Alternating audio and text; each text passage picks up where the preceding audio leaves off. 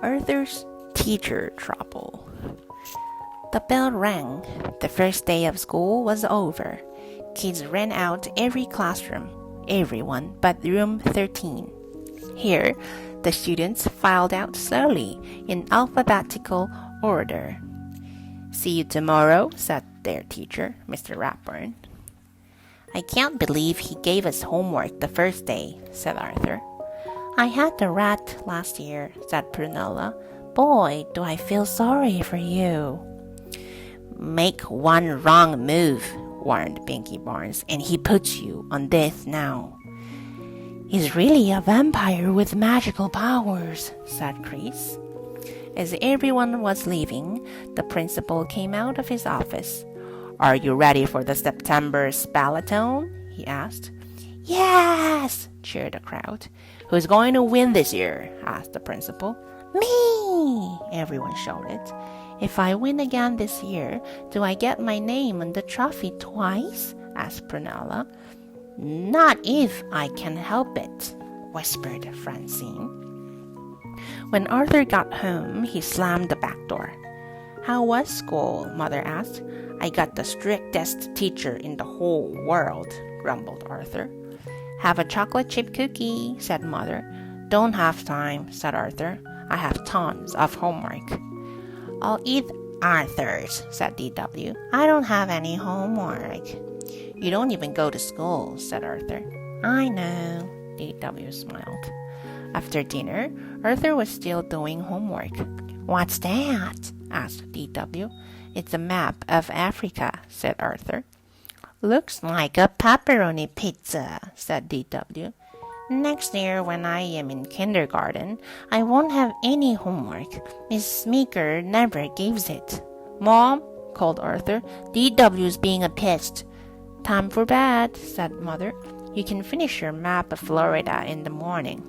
"Africa," said Arthur. The next day, Mr. Ratburn announced a spelling test for Friday. "I want you to study very hard," he said. "The test will have 100 words." Buster looked pale. "And," continued Mr. Ratburn, "the two students with the highest scores will represent our class at the all-school Spalathon." That week, everyone in Arthur's class studied harder than ever. Arthur spent a lot of time looking for quiet places to study.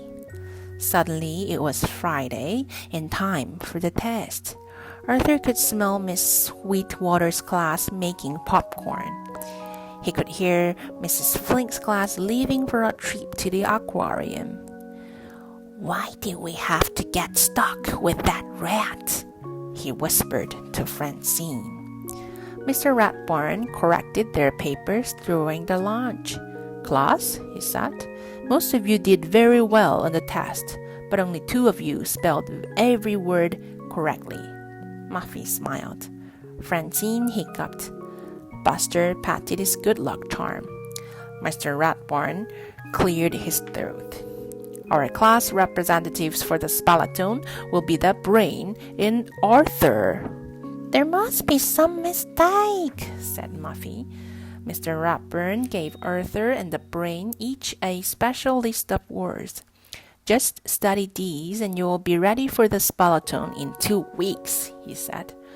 Arthur's family helped him study. Grandma asked Arthur his spelling words. "How about chores?" Grandma asked. "Have you made your bed?" Mother added. DW helped too. When Francine and Buster came over, DW answered the door. "Arthur can't play, but I can," she said. "I don't have to study." "I can't believe the Spalathon is finally here," said Grandma. "Maybe now we'll get a little peace and quiet," DW said. "Good luck, Arthur," said Mother and Father. From backstage, Arthur could hear the whole school out in the auditorium. "Well, today's the big day," said Mr. Ratburn. "How do you feel?" "I feel fine," the Brain answered. Arthur gulped. "I wish I were still back in bed." The principal welcomed everyone and explained the rules. The brain had the first turn. He stepped up to the microphone. The first word is fear, said the principal. F-E-R-E, said the brain, a little too quickly. I'm sorry, said the principal. That's not correct. Are you sure? Asked the brain. What dictionary are you using? The brain wasn't the only one to drop out quickly. The representatives from Miss Sweetwater's and Mrs. Flink's class were gone in a flash. Before long, only Arthur and Prunella went left. It was Prunella's turn. The word is preparation, said the principal. Prunella looked down at her feet. Could I have the definition, please? She asked. After a moment, preparation, the principal repeated, the process of getting ready. Of course, said Prunella. P-R-E-P, she paused, E-R-A-T-I-O-N.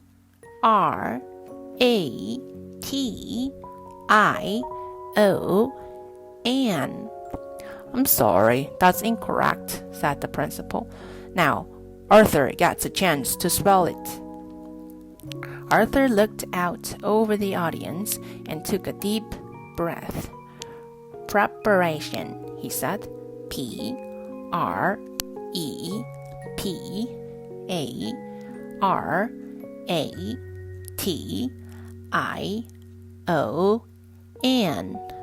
Correct, said the principal. Everyone in Mr. Ratburn's class cheered. Then Mr. Ratburn went to the microphone.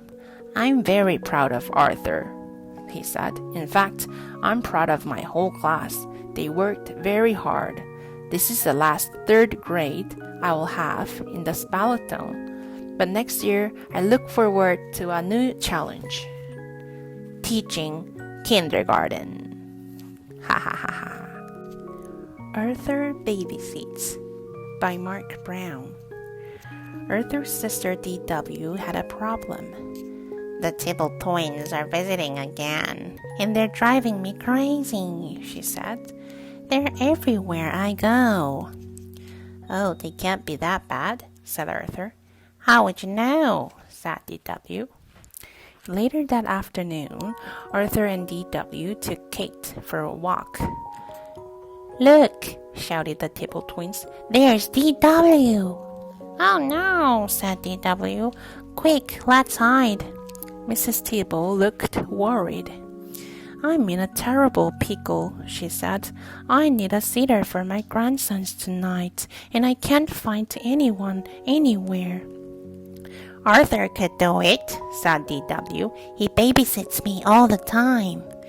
Oh, Arthur, you are a lifesaver, said Mrs. Tibble. I'll call your mother and set it up right now. Babysitting is such a big responsibility, said Arthur. I'm a little nervous. You will do a fine job, said Mother. We'll be right here if you want to call us, said Father. Here's my crash helmet, said D.W. You will need it. Why? asked Arthur. Are you coming along? You think I am trouble? said D.W. Just wait. On the way, Arthur walked by a sugar bowl. Hey, Arthur, called Buster. Where are you going? I'm on my way to babysit for Mrs. Tibble, said Arthur. Not the terrible Tibble twins, gasped Prunella. My sister babysat for them once, and once was enough. You can always back out, said Buster, while you are still alive. Don't worry, said Francine. It'll be just like babysitting D.W. and baby Kate. Arthur remembered what that was like. Now, he was really worried. Mrs. Tibble was waiting for Arthur. I'm so glad you're here, she said, and so are the twins. This is little Tommy in red and Timmy's in blue. Almost bedtime, darlings. I'll be back soon. Very soon, I hope, said Arthur. Nighty-night, Grammy, said the twins sweetly. She's gone! Screamed the twins. Playtime! Bang, bang, bang! No bad time. No bedtime, said Arthur. We're not sleepy, said Timmy. The phone rang. It was DW. I called with some advice, she said. Calm them down with a quiet game, like cards. Thanks, said Arthur. Bye. How about a nice quiet game of cards? Asked Arthur. Great, said the twins. We know a really good card game, said Tommy. 52, pick up, they screamed. Just then, the phone rang again. It was DW. Sounds like they're out of control, she said. You need to show them who's boss. Thanks a lot, said Arthur. Let's play cowboys, said Tommy. I'll be the sheriff, said Arthur, because I'm the boss. And we'll be the bad guys, said Timmy. The next time the phone rang, Timmy answered it. Arthur can't come to the phone right now, he said. He's all tied up. Time for hide and seek, called Tommy. You'll never find us. When Arthur finally got loose, he searched and searched. If I don't find them soon, he thought, I'll be in big trouble. Just then, the phone rang. What's going on over there? Asked DW. Shouldn't they be in bed? I can't talk now, said Arthur. I'm looking for the twins. You mean you lost them? Shouted DW. Not exactly, he said. I just can't find them. You are in really big trouble, said DW. What are you going to do? Just then, Arthur noticed the curtains wiggling. You'll see, he said. I sure hope I find them before the swamp thing does, he added loudly. Swamp thing? Asked Tommy from behind the curtain. Yes, the one that comes out at night just like tonight, Arthur said. Sit down and I'll tell you about it. Arthur used his spookiest voice. Once in a dark, spooky swamp, there lived a horrible, big, slimy, stinky, green swamp thing, he began. You mean like a monster? Tommy asked meekly. Exactly, said Arthur, with long, sharp teeth, and the swamp thing realized it was very, very hungry, said Arthur. I left the swamp in search of dinner. What did it like to eat? Timmy asked in a shaky voice. Boys, said Arthur, especially twin boys. The twins moved closer to Arthur. The swamp thing began to moan from hunger, continued Arthur, until it came to a big, old house just like this one. I hear footsteps, cried Timmy. It's only your imagination, said Arthur. Want to sit on my lap? Well, just for a minute. Slowly, whispered Arthur, with his big, slimy green hand. The swamp thing opened the front door. I smell dinner, it said. It licked its lip. Help! Screamed the twins. It's coming in our front door, yelled Timmy. Just then, the door did open and the lights went on. I'm home, said Mrs. Teeble, and look at my little angels. Arthur must be a wonderful babysitter. He's not scared of anything, said Timmy, and he tells great stories too, said Tommy. We want him to babysit again. The twins hugged Arthur good night. Then Mrs. Teeble paid Arthur and thanked him for doing such a fine job. When Arthur got home, DW was still up. You're home early, she said. Did you get fired? No, said Arthur. Babysitting isn't so bad. Mrs. Teeble thinks I'm pretty good at it. Now she wants me to babysit the twins every afternoon right here at our house. And since you know so much about babysitting, you can help DW. Arthur's Valentine by Marc Brown. Someone was sending Arthur Valentines, and Valentine's Day wasn't until Friday. They were all signed your secret admirer. It was a real mystery. Who was Arthur's secret admirer? It might be Fern. It could be Buster playing a joke. Or maybe even Francine. She was always teasing Arthur. Arthur hoped it was the new girl, Sue Ellen. On Wednesday, Arthur found the new Valentine. Apples, bananas, peaches, a pear, with a face like yours. You're lucky I care, your secret admirer. P.S. In your lunchbox you will find a treat. It's just for you and it's extra sweet. Arthur hoped it might be chocolate, but at lunch he found this note. Candy is sweet, lemons are sour. I'll be watching you the whole lunch hour. Arthur looked at Sue Ellen. Thursday, everyone made Valentine boxes. Arthur decided to make a special card instead. When everyone mailed their Valentines, Arthur put his card in Sue Ellen's box. Then, when nobody was looking, Arthur hid the Valentines from the secret admirer in his coat pocket. After school, Arthur took off his coat to play soccer and all the Valentines fell out. Everyone laughed. Buster called him Lover Boy. Hey, hot lips, shouted Francine. Arthur laughed when everyone sang, Arthur and his girlfriend sitting in a tree kissing. First comes love, then comes marriage, then comes Arthur with the baby carriage. The next morning, Arthur said he was sick. You don't want to miss the big Valentine's Day party, do you? Asked his mother. Arthur went to school.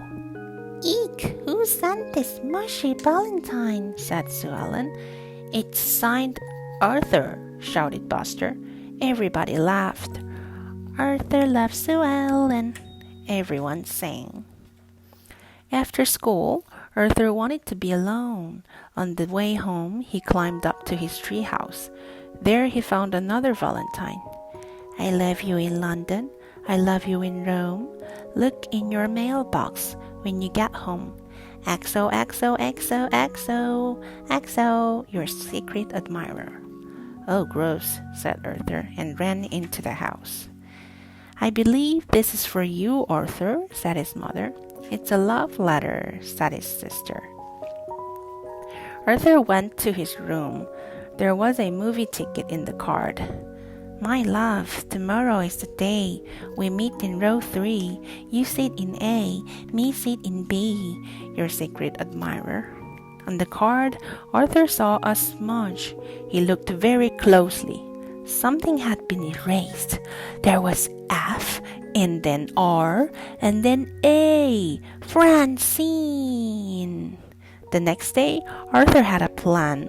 He ran to the movies so he wouldn't be late. He found row 3. He sat in seat A. Francine smiled at Arthur. So you're the secret admirer, said Arthur. Good guess. 4 eyes. Close your eyes, said Arthur. I want to give you a kiss. Really? Said Francine. Close your eyes and count to 10. Okay, said Francine. Arthur, can I open my eyes yet? Said Francine.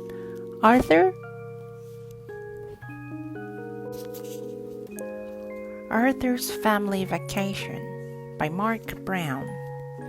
It was Arthur's last day of school. Mr. Ratburn gave the class a surprise spelling test. All the other classes were having parties. Finally, the moment you've been all waiting for, said Mr. Ratburn. Report cards and school's out. Everyone cheered. I can't wait for baseball practice to start, said Francine. I'm taking a college computer course, the brain announced. I really miss you at Camp Meadow Rock Oak this year, Arthur, Buster said. I wish I didn't have to go on vacation with my family, said Arthur. There'll be nothing to do and no one to do it with. You'll have DW, Buster said, smiling, for a whole week. Don't remind me, said Arthur. Arthur's family spent that night packing. I wish I could take my dollhouse, said DW. I wish Buster could come, said Arthur. This is a family vacation, said Mother. All we need for fun is each other, said Father. Let's take my swing set, said DW. We can all use that. Well, we are all packed, Father said the next morning. Where's Arthur? He's on the phone with Buster, said Mother. For the 100th time, DW added. Before we leave, said Father, does anyone need to use the bathroom? This is your last chance, said Mother. Don't look at me, said DW. On our way at last, Mother smiled. A whole week of no cooking and no dishes, said Father. A whole week without my best friend in the whole wide world, moaned Arthur. Once you are at the beach, you'll feel better, Father said. Are we there yet? Asked DW. I have to go to the bathroom. Arthur spent the rest of the trip thinking about how much fun Buster must be having at camp. We're here, said Mother. Welcome to the ocean view, said the manager. Where's the ocean? Asked Father. Just across the highway behind the shopping center. The manager pointed, but there's a pool right here. Well, I guess I'll go swimming, said Arthur. Me too, said DW. Wait for me. Let's see our room first, said Mother. You mean we all have to stay at this puny little room? Asked DW. Don't worry, we'll only be sleeping here. If you want to swim, said Arthur, hurry up and get your suit on. We have the whole pool to ourselves, said Arthur. It's a good thing too, said DW. Our bathtub is bigger than this. The night at dinner, everyone ordered lobster. Buster loves lobster, said Arthur. This is lobster, said DW. I want a hot dog. Can we go to the beach tomorrow? Arthur asked. Good idea, said Father. I'm sure the rain will stop by then. No beach today, DW announced the next morning. I had a dream about Buster, said Arthur. Why don't you write him a postcard? Mother suggested. Why don't you all write postcards? Why don't we all write postcard? Said Father. But what do we write about? Said DW. We haven't done anything yet. What do we do now? This vacation is a disaster. At camp, there is always something fun to do, thought Arthur, even on rainy days. That's it, he said. I'm taking us on a field trip. I never heard of a cow festival, DW said, but at least it's more fun than our motel room. Say cheese, said Father. Let's hurry or we'll miss the milking contest, said Arthur. For the next few days, it rained and rained, but Arthur didn't mind. He was too busy planning new places to go. He forgot about missing Buster. On Wednesday, they went to Gatorville. At least the alligators get to swim, said DW. Thursday was busy too. After touring Floss Fudge Factory, they all went on Jimmy's Jungle Cruise. I never realized there are so many fun things to do in the rain, said Father. I want to play, plan a field trip too, said DW, to the movies. But when they got there, DW was too scared to watch. I thought it was a movie about fish, she whispered. Finally, on Friday, their last day, the sun came out. What a day, said Father. Just glorious, said Mother. Even DW was having fun. No one wanted to leave, but the next day, they packed up and headed home. We're almost there, said Mother. Phew, said D.W. I really have to go to the bathroom. Oh boy, said Arthur. I can't wait to see Buster. As soon as they got home, the doorbell rang. It was Buster. Camp was fun, but I missed you, he said to Arthur. How was your vacation? How did you and D.W. get along? Great, said Arthur. Take a look. Wow, said Buster. You really did have a great time. Arthur's Tooth by Marc Brown. Finally, Arthur had a loose tooth. He wiggled it with his tongue. He wiggled it with his finger. He wiggled it all the time. One afternoon, while Arthur was wiggling his tooth during the math class, he heard a loud scream. Francine jumped up.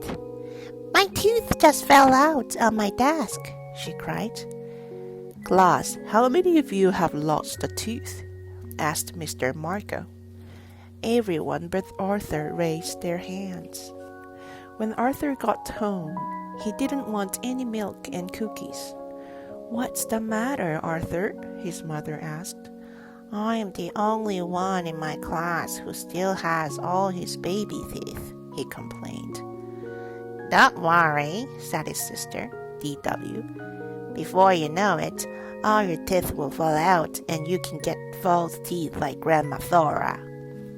Arthur persuaded father to make a special dinner for him. Steak, corn on the cob, and peanut brittle. I can't believe one little tooth can take so long to fall out, said father. The next day, Muffy brought in a whole jar of her teeth for show and tell. I got $2 for each one, she said. One from my dad and one from my mom. I put it all in the bank to earn interest. I'm waiting for my investment to double. Not me, said Francine. I'm spending mine. Later, the class saw a movie called Nasty Mr. Tooth Decay. Between the ages of 4 and 7, the announcer began, everyone begins to lose their deciduous or baby teeth. Everyone except Arthur, shouted Francine. The whole class laughed. Arthur slid down in his seat. He wiggled his tooth as hard as he could. In the cafeteria, Francine practiced her new tricks. Look, she said, I can keep my teeth closed and still drink through a straw. And I can squirt water too. Everybody lined up for a squirting contest. Everybody except Arthur. Babies with baby teeth can't squirt water. By the next day, Arthur was convinced his loose tooth would never fall out. His friends tried to help. Buster brought carrots for Arthur's lunch. Sue Ellen showed Arthur how to put races over his teeth to make it look as if some were missing. The brain invented a special machine. It's a tooth remover, he explained. Just put your head here, in here. Even Binky Barnes wanted to help. I can knock that tooth out in 1 second flat, he said. That night, Arthur spent a lot of time in front of the bathroom mirror. He got up very early in the morning to wiggle his tooth again. See how much looser it is, he told his parents. That's it, said his mother. You need professional help. You are going to the dentist today. Going to the dentist? Asked Francine. Boy, do I feel sorry for you. There were other patients waiting to see Dr. Sozio. Sorry, said the nurse. We're running late. Have a seat. Arthur, you were smart to bring a book, said Mother. Finally, it was Arthur's turn. I wish all my patients were as good as waiting as you are, said Dr. Sozio. How old are you now, Arthur? 7, said Arthur, and I still have all my baby teeth. I was 8 before I lost my first tooth, said Dr. Sozio. Everyone is different. Really? said Arthur. Dr. Sozio examined Arthur's loose tooth. This one should fall out very soon, he said. Just wait. Arthur got back to school just in time for recess. Still have all your baby teeth? Francine asked. Then you can't be in the game. I'm the tooth fairy. Only people who have lost teeth can play. If you are the tooth fairy, said Arthur, I think I'll keep all my teeth. I can't wait. He started over to the softball game. Whoever I touch, said Francine, loses a tooth. She flapped her arms. The one who loses the most wins. Francine twirled around and touched Buster. She twirled faster and touched Sue Ellen. Twirling even faster, she slipped and hit Arthur. Sorry, Arthur, Francine said, but I told you, no babies allowed. Arthur picked up his glasses. It's okay, he said. It's probably the nicest thing you've ever done for me. What do you mean? asked Francine. Arthur just smiled. Listen carefully, class, said Mr. Rapper. This is a national contest, so do your best work. I love contests, said Murphy. What do I win? The winner visits the White House in Washington, said Mr. Rapper. What do we write about? asked Arthur. The subject is How I Can Help Make America Great, said Mr. Rapper. Everyone started writing. Arthur started thinking. He thought about the time he and D.W. helped old Mrs. Teeble clean her yard. He thought about how much more they could do in the neighborhood if the whole class helped. Then he began to write. Weeks later, when Mr. Henny, the principal, was opening the mail in his hands, began to shake. It's a letter from the president, he gasped. Miss Tingley, the secretary, fainted. Prunella, who was in the office with a stomach ache, suddenly got better. Open it, she shouted. Mr. Henny clicked on the PA system. Attention, everyone! The President of the United States has written to announce the winner of the How I Can Help Make America Great contest. And the winner is our own Arthur. He and his class are invited to attend a special ceremony at the White House. Mr. Rapper's class went wild. Congratulations, Arthur, said Mr. Rapper. You will have to work hard to memorize your paper so you can recite it to the president next Wednesday. Memorize? Recite? asked Arthur. Of course, said Mr. Rapper. Well, we'll all be there cheering you on. You are on TV, screamed D.W. when Arthur got home. Listen. He will recite his winning essay to the president and all of America, the announcer was saying. I feel sick, said Arthur. Not as sick as you will feel when you are giving your speech, said D.W. There's so much to do before we leave, said Mother. Arthur, you will need a new suit. What about me? asked D.W. I need to look beautiful when I meet the president. The president is very busy, explained Father. He will only have time to meet Arthur and hear him recite his essay. If I can remember it, said Arthur. Of course you can, said Father. Just relax. Pretend I'm the president and practice right now. The thought of sitting next to the president made Arthur's mind go blank. He said. Uh-oh, said D.W. Monday at school, everyone was busy planning the trip. Oh boy, no homework for 3 days, said Francine. Not quite, said Mr. Ratburn. Everyone groaned. Each of you will have to do a report, he explained. As we tour Washington on Wednesday, you will be our guides, so get to work. I'll see you all at the airport tomorrow morning. Arthur tried to study his speech on the plane. Don't forget to mention me to the president for the Teacher of the Year award, Mr. Ratburn reminded him. Aren't you excited? Asked Buster. I'm too nervous to be excited, said Arthur. You need help, said D.W. I will make the speech for you. I have a lot of ideas about how to run the country. That night at the hotel, Arthur was too worried to sleep. What in the world are you doing? Asked Father. What if I forget my speech and the president laughs at me? Arthur asked. The president would never laugh at you, said Father. Why don't you write your speech on note cards and keep them in your pocket? He suggested, just in case. What a great idea, said Arthur. He felt much better.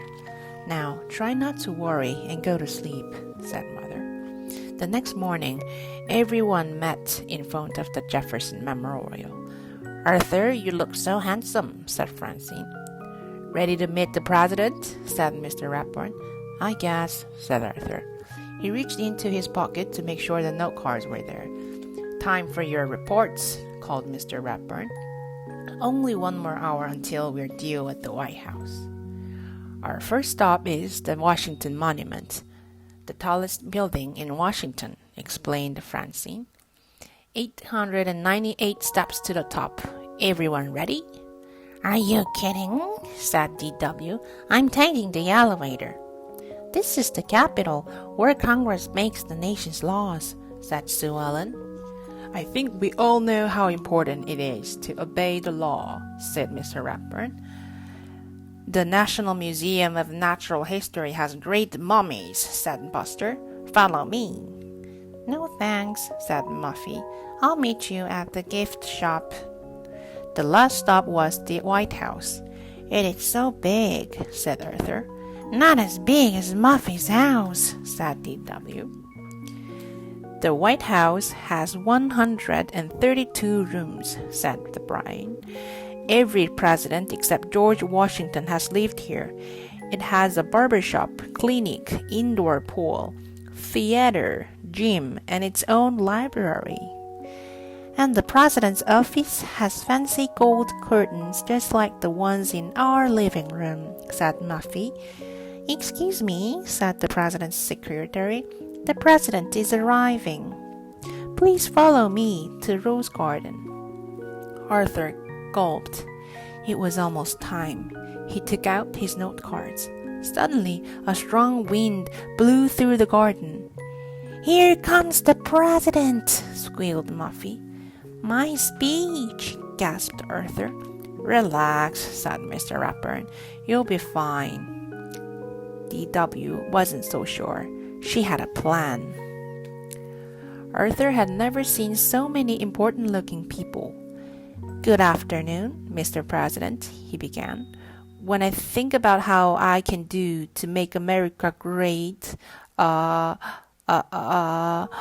began to feel very warm. His knees began to shake. His mind went blank. This is the worst day of my life, he thought. Suddenly, Buster giggled. Soon, everyone else joined in. Even the president was laughing. Arthur turned bright red, and when Arthur saw what they were laughing at, he laughed too. Now Arthur felt much better. He recited his whole speech without forgetting a single word.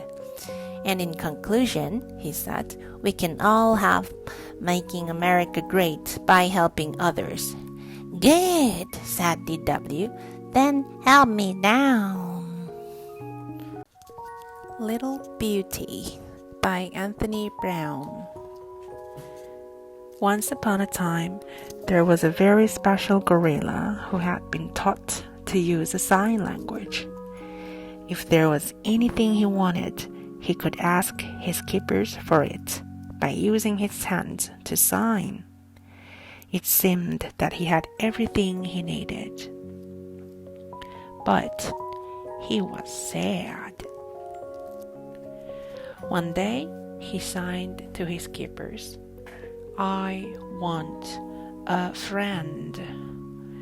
There were no other gorillas at the zoo at first. The keepers didn't know what to do. Then one of them had an idea. They gave him a little friend called Beauty. "Don't eat her," said one of the keepers, but the gorilla loved Beauty. He gave her milk and honey, and they were happy. They did everything together. They were happy for a long time, until one night they watched a film together. The gorilla became more and more upset, and then very angry. The keepers rushed in. "Who broke the television?" said one. "We'll have to take Beauty away now," said another. The gorilla looked at Beauty. Beauty looked at the gorilla. Then she started to sign. "It was me. I broke the television." Everyone, "My dad." "He's alright. My dad." "My dad isn't afraid of anything, even the big bad wolf. He can jump right over the moon and walk on tightrope without falling off. He can wrestle with giants or win the father's race on sports day easily. He's alright, my dad. My dad can eat like a horse, and he can swim like a fish. He's as strong as a gorilla and as happy as a hippopotamus. He's alright, my dad. My dad's as big as a horse and as soft as my teddy. He's as wise as an owl and deft as a brush. He's alright, my dad. My dad's a great dancer and a brilliant singer. He's fantastic at football." Just My Friend and Me by Mercer Mayer. I asked Mom if I could have a friend over because I just don't want to play alone. There are so many things we can do, just my friend and me. First, we climb the apple tree. I could climb higher if I really wanted to. Then we play in my tree house. My friend says only babies use a ladder. Next, we play hide and seek. I hide so well that my friend won't ever find me. We like to play with my racing cars. They don't work very well in the water though. We like to play basketball too. I could get the ball if I really tried. Next, we play with my new baseball and my Louisville Slugger bat. My friend likes to hit the ball, but he doesn't like to chase it. Then, we have a jump rope contest. My friend jumps 100 times. I could do that, but sometimes I like to let my friend win. We swing on my swing set too. Next time, we will swing on separate swings. We take turns playing daredevil on my new bike. My friend tries to stand on the seat. It's only bent a little. I bet Dad can fix it when he gets home. My mom takes care of our cuts and bruises. My friend cries a lot. I only cry a little. After we finish playing, we pick up my toys and put them away. My friend says he will put away the comic book. When my friend's mom comes to pick him up, we say goodbye. We always have fun when it's just my friend and me. But sometimes it's great just to be all alone. Can't You Sleep, Little Bear? By Martin Waddell and Barbara Firth. Once there were two bears, Big Bear and Little Bear. Big Bear is the big bear, and Little Bear is the little bear. They played all day in the bright sunlight. When night came and the sun went down, Big Bear took Little Bear home to the bear cave. Big Bear put Little Bear to bed in the dark part of the cave. "Go to sleep, Little Bear," he said, and Little Bear tried. Big Bear settled in the bear chair and read his bear book by the light of the fire. But Little Bear couldn't go to sleep. "Can't you sleep, Little Bear?" asked Big Bear, putting down his bear book, which was just getting to the interesting part, and padding over to the bed. "I'm scared," said Little Bear. "Why are you scared, Little Bear?" asked Big Bear. "I don't like the dark," said Little Bear. "What dark?" said Big Bear. "The dark all around us," said Little Bear. Big Bear looked, and he saw that the dark part of the cave was very dark. So he went to the lantern cupboard and took out the tiniest lantern that was there. Big Bear lit the tiniest lantern and put it next to Little Bear's bed. "There's a tiny light to keep you from being scared, Little Bear," said Big Bear. "Thank you, Big Bear," said Little Bear, cuddling up in the glow. "Now go to sleep, Little Bear," said Big Bear, and he padded back to the bear chair and settled down to read the bear book by the light of the fire. Little Bear tried to go to sleep, but he couldn't. "Can't you sleep, Little Bear?" yawned Big Bear, putting down his bear book with just 4 pages to go to the interesting part, and padding over to the bed. "I'm scared," said Little Bear. "Why are you scared, Little Bear?" asked Big Bear. "I don't like the dark," said Little Bear. "What dark?" asked Big Bear. "The dark all around us." "But I brought you a lantern." "Only a teeny-weeny one, and there's lots of dark." Big Bear looked, and he saw that Little Bear was quite right. There was still lots of dark. So Big Bear went to the lantern cupboard and took out a bigger lantern. Big Bear lit the lantern and put it beside the other one. "Now go to sleep, Little Bear."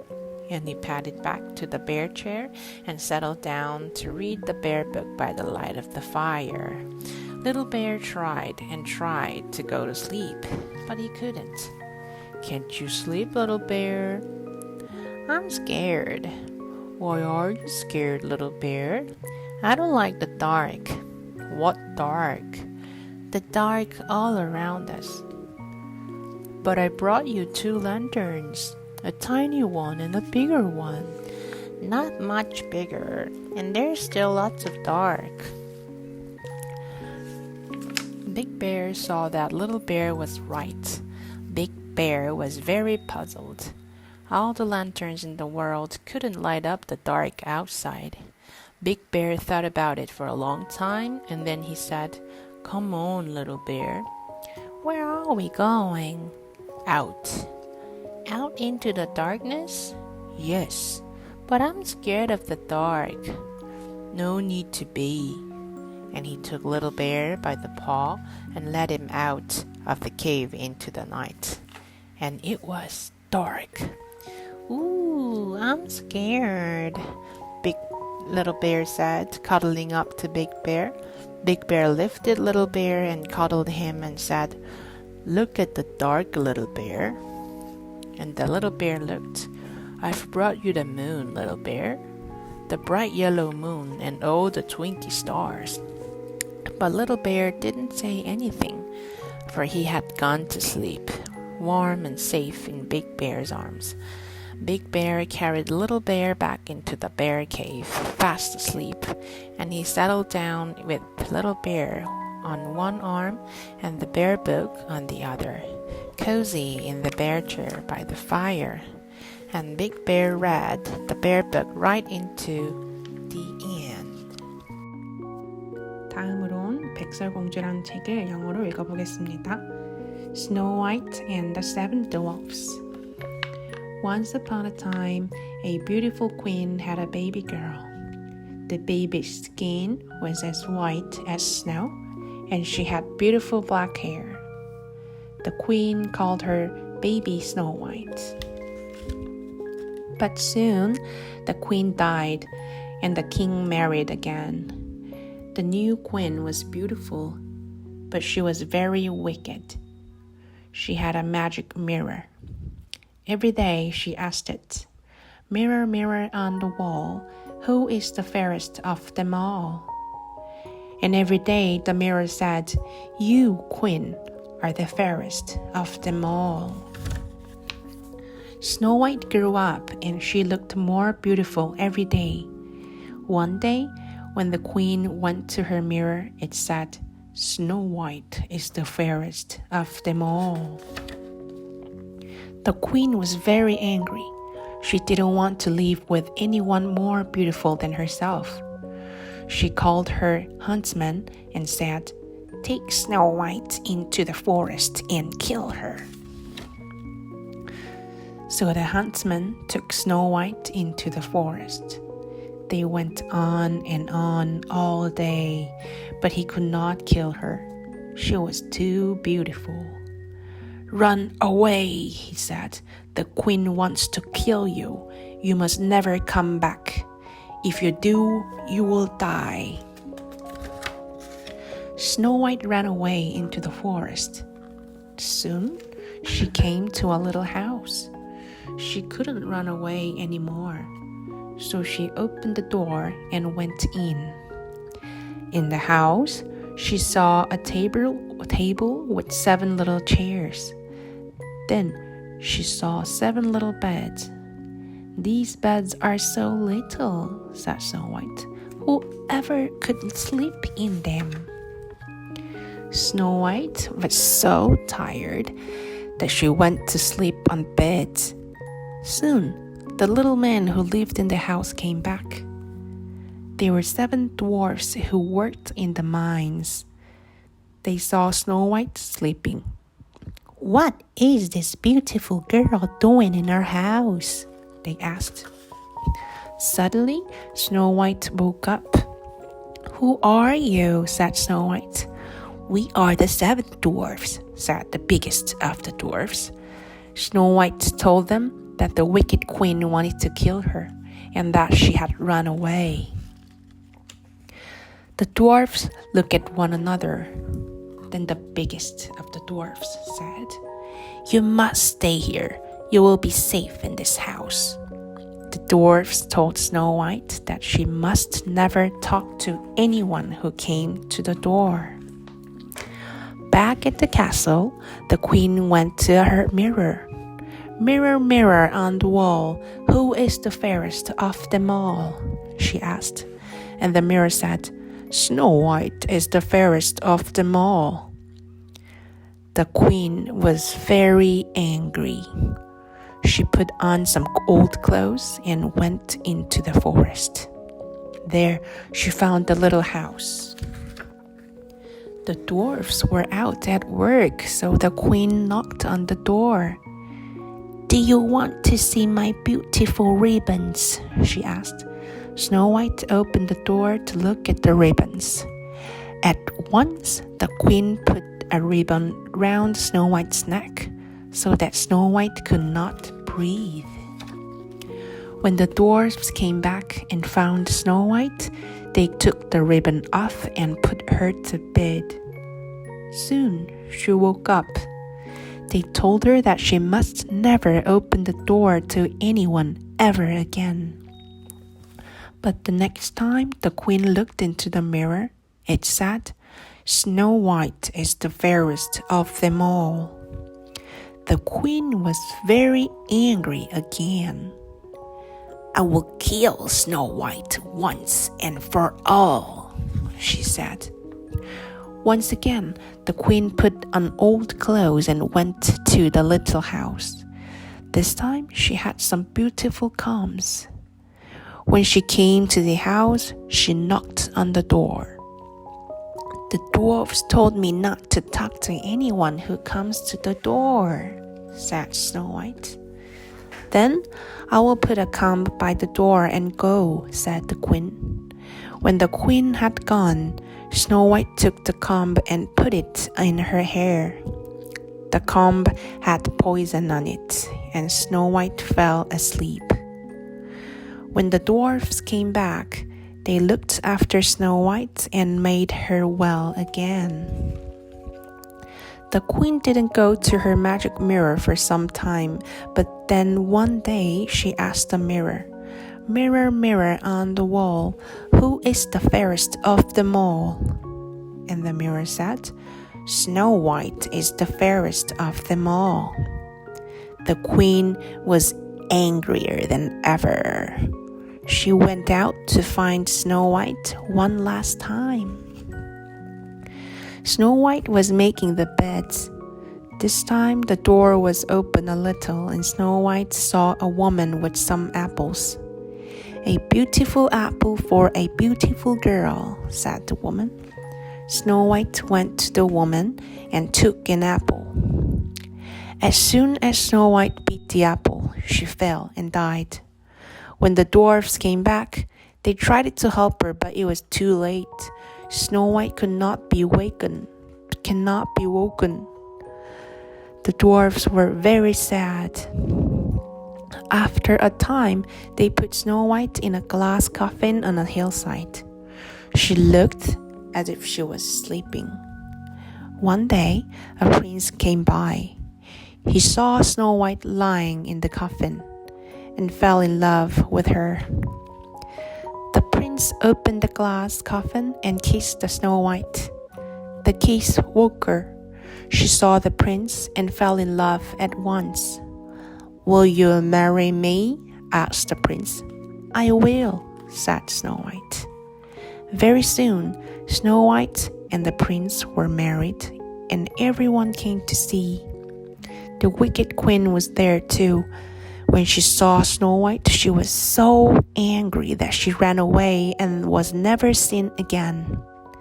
And Snow White and the prince and all the 7 little dwarfs lived happily ever after. This is the end of the story. Good night, little ones. Have a sweet dream.